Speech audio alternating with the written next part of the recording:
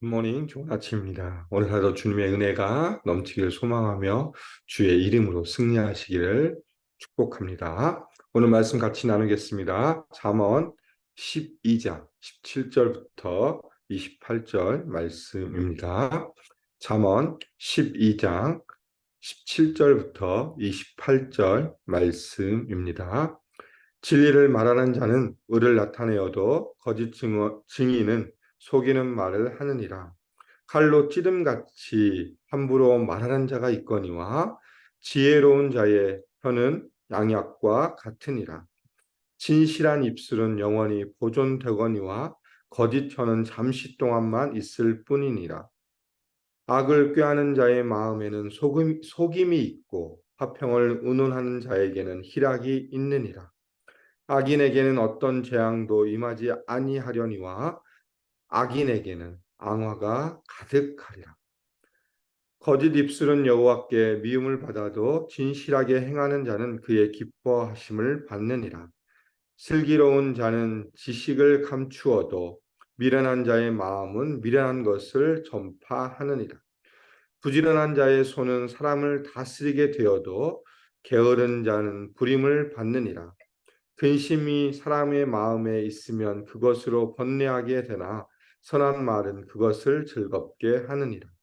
의인은 그 이웃의 인도자가 되나 악인의 소행은 자신을 미혹하느니라. 게으른 자는 그 잡은 것도 사냥하지 아니하나니 사람의 부귀는 부지런한 것이니라. 공의로운 길에 생명이 있나니 그 길에는 사망이 없느니라. 아멘. 그리스도인으로 살아간다는 것, 우리가 예수를 믿고 십자가의 보혈의 능력을 받은 자로서 살아간다는 것은 우리가 이 땅에 어떻게 살아갈 것인가에 대한 질문을 던지면서 시작되어집니다. 오늘 잠언을 통해서 이 어떻게 살아갈 것인가에 대해서 오늘 잠언을 통해서 우리가 함께 살펴보길 소망합니다.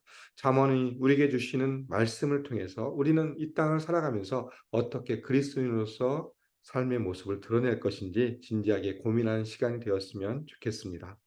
오늘 12장 17절부터 28절을 통해서 두 가지를 이야기합니다. 첫 번째는 말에 대해서 우리가 어떤 언어 생활 가운데 나갈 것인가, 그리고 두 번째는 우리가 어떤 삶의 모습 가운데 살아갈 것인가를 이야기해 주고 있습니다. 12절부터 12장 17절부터 23절을 통해서 말에 대한 이야기를 나누고 있습니다. 말, 언어 생활에 대해서 잠언은 설명해 주고 있습니다. 왜 말이 중요하냐? 말에는, 언어에는 사람의 생각과 인격이 그대로 반영되기 때문에 중요합니다. 우리의 삶을 살다 보면 우리가 던지는 말 한마디를 통해서 그 사람의 생각과 그 사람의 인격이 드러나기 때문에 이 언어, 말은 우리가 그리스도인을 살아가는 데 있어서 가장 중요한 또 하나의 측면입니다. 17절에 보면 이렇게 이야기합니다. 진리를 말하는 자는 의를 나타내어도 거짓 증인은 속이는 말을 하느니라. 이게 우리가 보통 이 말, 거짓 증인이 나타나는 것은 어디입니까? 법정입니다. 법정. 우리가 법원 앞에서, 법원에서 진리를 말하는 자는 의를 나타낸다, 진실을 나타냄으로 말미암아 이 모든 문제가 잘 해결되지만 이 거짓 증인은 속이는 말, 거짓말을 통해서 위증함으로 이 재판이 어지럽게 되고 해결이 되지 않는 모습을 보여주고 있고, 그로 인해서 이 위증함으로 말미암아 그에게 주어지는 건 무엇입니까? 벌을 받는다라는 의미를 이야기하고 있습니다. 그러면서 18절에 칼로 찌르는 찌름같이 함부로 말하는 자가 있거니와 지혜로운 자의 혀는 양약과 같으니라. 칼로 찌름과 같이 함부로 말하는 자는 뭐냐면 말로 인해서 다른 사람의 마음을 상처를 주고 그 상처를 보듬어주고 싸매져 주는 게 아니라 오히려 그 상처를 후벼함으로 말미암아 더 깊은 아픔을 주는 자들이 있다. 이게 뭐냐? 칼로 찌는 것 같이 함부로 말하는 자다라고 이야기하고 있고, 지혜로운 자의 혀는 어떻습니까? 양약과 같다. 병을 고쳐준다라고 이야기합니다. 우리가 가지고 있는 상처들, 이 아픔을 지혜로운 자는 말로 그걸 감싸고 싸매어주고 치유하게 해준다라고 이야기하고 있죠. 우리가 잘 아는 속담이 있습니다. 말 한마디에 천냥빚을 갚는다. 이 말이 여기에 해당합니다. 우리가 어떤 말을 하냐에 따라서 우리가 가지고 있는 모든 빚을 갚을 정도의 그런 능력이 있는 것이 말인데 우리가 과연 어떤 말을 하고 있는지 우리의 모습을 점검해 봤으면 좋겠습니다. 나는 함부로 말함으로 말미암아 다른 사람의 마음을 상처를 주고 있는지 아니면 지혜로운 자의 혀로 말미암아서 상처받은 자를 감싸주고 그들 상처를 보듬어주고 있는지 우리의 모습을 점검해 볼 것을 이야기해 주고 있죠. 그러면서 17, 19절에 진실한 입술과 거짓 혀를 비교하고 있습니다.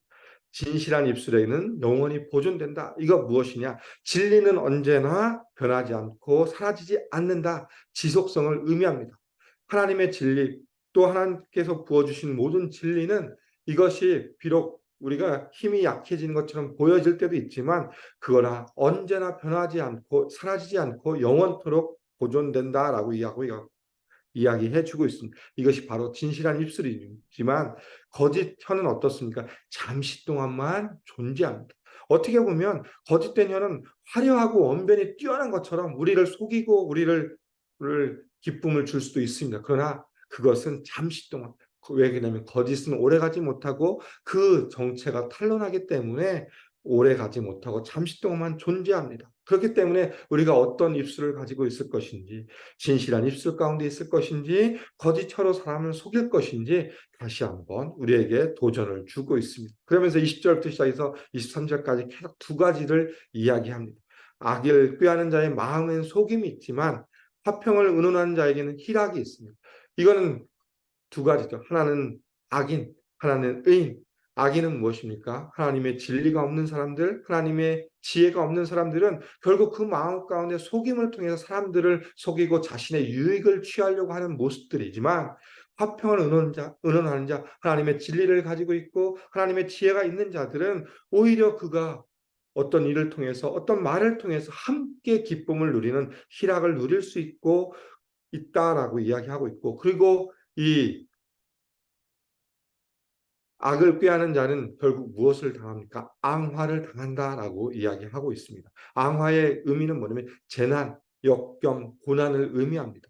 결국 악인의 결말은 무엇이냐? 그들의 끝은 하나님 앞에 심판을 받음으로 말미암아 재난과 고난과 역경이 있지만 화평을 추구하는 자는 의인들은 어떤 재앙도 받지 않고 오히려 평안함을 누릴 수 있다라고 이야기해 주고 있습니다. 그러면서 22절에 거짓 입술은 미움이고 진실을 행하는 자에게는 기뻐함이 있다는 것을 다시 한번 이야기해 주고 있습니다. 미련한 자의 마음에는 미련한 것이 드러나고 또한 슬기로운 자는 지식을 감춘다는 의미가 있는데 이건 어떤 의미냐? 현명한 사람, 슬기로운 자, 현명한 사람은 지식을 마음에 간직한다는 의미를 가지고 있고요. 미련한 자의 마음은 미련한 것을 드러낸다는 건 뭐냐면 어리석은 사람은 마음에 있는 어리석음을 그냥 폭로하는 거예요. 나는 이만큼 어리석어. 그것을 무엇을 통해서 폭로됩니까? 말을 통해서 폭로된다라는 것을 이야기해 주고 있습니다. 17절부터 시작해서 23절에 보면 결국 우리가 어떤 언어 생활을 할 것인가 하나님의 지혜, 하나님의 진리를 가진 자로서 사람을 살리는 말을 할 것인지 아니면 하나님의 지혜 없이 하나님의 진리 없이 사람에게 상처 주고 거짓된 삶을 살도록 할 것인가에 대한 부분을 명확하게 이야기해 주고 있습니다. 그리스도의 언어 생활을 다시 한번 생각하게 해주죠. 야고보서 3장 2절에 보면 이렇게 야고보 기자는 이렇게 이야기합니다. 우리가 다 실수가 많으니 만일 말에 실수가 없는 자라면 곧 온전한 사람이라 능히 온몸도 굴레 씌우니라. 야고보가 뭐라고 이야기합니까? 우리는 실수가 다 많습니다. 그러나 만일 말에 실수가 없으면 온전한 사람이다라고 할 수 있습니다. 그러나 우리는 말에 실수가 없을 수가 없습니다. 그래서 3장 10절과 11절에 이렇게 이야기합니다. 한 입에서 찬송과 저주가 나오는도다 라고 이야기하면서 내 형제들아 이것이 마땅하지 아니하니라. 샘이 한 구멍으로 어찌 단물과 쓴물을 내겠느냐라고 말씀해 주고 있습니다. 우리가 한 입술을 가지고 어떨 때는 저주의 말을 하고 어떨 때는 축복의 말을 합니다. 이것이 옳지 않다라고 야고보 기자는 이야기해 주고 있죠. 우리가 어떻게 입에서 단물과 쓴물을 낼 수 있냐? 한 샘물이 어떻게 단물과 샘물을 쓴물을 낼 수 있냐고 말씀하신 것처럼 우리가 하나님의 백성으로 살아간다면, 하나님의 자녀로 살아간다면 우리는 하나님의 이 영광을 위해 살아가는 언어 생활을 해야 되지, 어떻게 사람을 저주하고 어떻게 그들을 힘들게 하고 상처를 줄 수 있느냐라고 말하고 있는 것이죠. 우리가 큰 배를 방향을 정하는 게 무엇입니까? 작은 키로 그 배의 방향을 전한 것처럼 우리의 인생에 있어서 우리가 말을 통해서 우리의 삶의 방향을 정할 수 있다는 것을 다시 한번 생각해 봤으면 좋겠습니다. 나는 어떤 언어를 사용하고 있는지 정말 우리의 모습을 점검해 봤으면 좋겠습니다. 특별히 우리가 가정 안에서 내가 엄마로서, 아빠로서 자녀들과 아내와 남편에게 어떤 말을 하고 있는지 한번 점검해 봤으면 좋겠습니다. 내가 그리스도인으로 살아가면서 정말 사랑의 말, 그들을 세워주는 말을 하고 있는지, 아니면 여전히 불평과 불만과 정말 상처 주는 말만 쏟아내고 있는지 우리의 삶을 점검해 봤으면 좋겠습니다. 그것이 바로 첫 번째, 가정에서 우리가 먼저 나는 어떤 말을 하고 있는지 다시 한번 점검하면서 하나님 앞에 결단했으면 좋겠습니다. 나는 내 가족을 살리는 말, 사랑하는 말, 그들을 세워주는 말을 하겠다라는 믿음의 결단이 있는 이 아침이 되기를 소망합니다. 두 번째는 24절부터 시작해서 28절의 말씀입니다. 24절에 이렇게 말씀해 주고 있죠. 부지런한 자의 손은 사람을 다스리게 되어도 게으른 자는 부림을 받느니라 라고 이야기해 주고 있습니다. 부지런함과 게으름을 비교해 주고 있습니다. 부지런한 사람은 사람을 다스리게 된다 라고 이야기하고 있고, 26절에 보니까 의인은 이웃의 인도자가 된다라고 설명해 주고 있습니다. 그에 반해서 게으른 자는 어떻습니까? 부림을 당하죠. 왜? 귀찮아서 자기가 하고 싶어 할 일도 하지 않기 때문에 결국은 위에 사람이 그 사람에 대해 지적하고 잔소리할 수밖에 없습니다. 그렇기 때문에 그 사람은 부림을 당할 수밖에 없습니다. 꾀를 부림으로 스스로 자기의 미혹에 빠져서 일을 행하지 못하는 사람들이 게으른 사람이지만, 부지런한 사람은 자신의 삶을 최선을 다해 살아감으로 앞서가기 때문에 다른 사람의 모범으로서 그 사람을 인도하고 이웃에게 선한 영향력을 끼치는 인도자가 될 수 있다라고 이야기할 수 있죠. 그리고 27절에 보니까 부지런한 사람은 무엇이 따릅니까? 부귀가 따른다라고 이야기하고 있고, 게으른 자는 그 잡을 것도 사냥하지 아니한다라는 의미가 뭐냐면, 사냥한 것 자체를 가지고 있으면서 그걸 굽지 않는다는 거예요. 정말 자기에게 주어져 있는 이 모든 것들이 있지만 그것을 활용하지 않는 모습을 보여주고 있죠. 배가 고프면 음식을 해야 되는데 그 음식 눈앞에 있는 사냥감이 잡혀 있는데도 그걸 굽지 않는 모습이 게으른 자의 모습이기 때문에, 그에게 주는 건, 그 사람들에게 결과를 가져오는 건 뭐냐? 궁핍함과 가난함밖에 없다. 이에 반해서 부지런한 사람은 하나님의 은혜로 말미암아 부귀를 누리는 사람이다라고 분명하게 말씀해 주고 있습니다. 그러면서 28절에 공의로운 길에 생명이 있나니 그 길에는 사망이 없느니라. 우리가 하나님 앞에서 신실하게 부지런한 삶, 최선을 다해 삶을 살아가면 그 길에는 무엇이 있다고요? 생명이 있다라고 분명하게 말씀해 주고 있습니다. 사망이 없다라고 분명하게 말씀해 주고 있습니다. 우리가 이 땅을 살아가며 어떤 삶의 모습 가운데 살아갈 것인지, 그것은 바로 게으른 자가 아니라 부지런한 삶의 모습 가운데 살아갈 것을 이 잠언은 이야기해 주고 있습니다. 사도 바울도 우리에게 똑같이 말씀해 주고 있습니다. 로마서 12장 11절에 보면 부지런하여 게으르지 말고 열심을 품고 주를 섬겨라라고 사도 바울을 또 우리에게 이렇게 권면해 주고 있습니다. 구원에 대해서 이야기하고 있고, 구원에 대해서 자세하게 설명한 로마서를 통해서 우리가 어떻게 구원을 받고 하나님의 자녀가 되었는가를 이야기하면서 그에 대한 실천으로 우리가 어떻게 그리스도인으로 살아갈 것인가에 대한 이야기 중에 바로 이 말씀이 나온 겁니다. 부지런하여 게으르지 말고 열심을 품고 주를 섬겨라. 앞자를 따서 북의 열주의 신앙을 가질 것을 이야기하고 있습니다. 이것이 바로 그리스도인 예수 그리스도를 통해서 구원받은 자의 삶의 모습입니다. 부지런하여 게으르지 말고 열심을 품고 주를 섬겨라.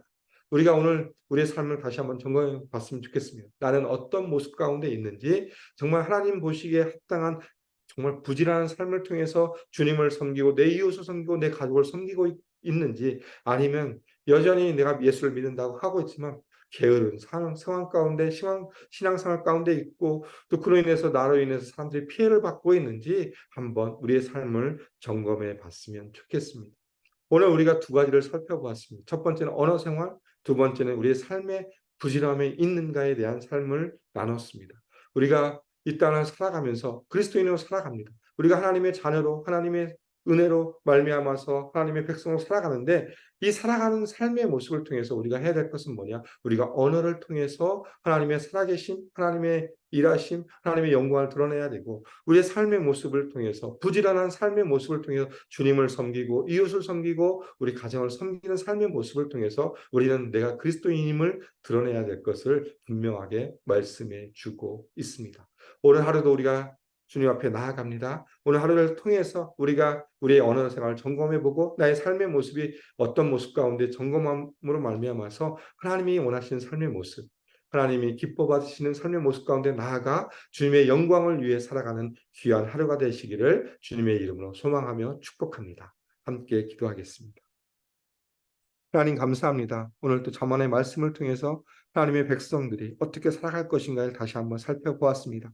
하나님이 원하시는 삶의 모습 가운데 우리가 영혼을 살리는 귀한 언어의 생활 가운데 하나님을 드러내고 하나님의 사랑을 전하고 사랑과 사람을 세워주는 귀한 말을 통하여서 언어 생활을 통하여 살아가게 해주시고 또한 부지런하게 최선을 다해 우리의 주어진 삶 가운데 그 삶을 살아감으로 하나님의 영광을 위해 살아가는 삶이 될 수 있도록 오늘 하루도 함께해 주시며 인도하여 주시옵소서. 우리가 때로는 부족하고 연약하지만 그러나 성령께서 함께하여 주심으로 말미암아 다시 한번 힘을 얻게 해주시고 그 힘을 얻어서 다시 한번 주님이 원하시는 삶의 모습 가운데 살아갈 수 있도록 오늘 하루도 성령께서 인도하여 주시며 함께하여 주시옵소서. 주님 감사합니다. 예수님 이름으로 기도드립니다.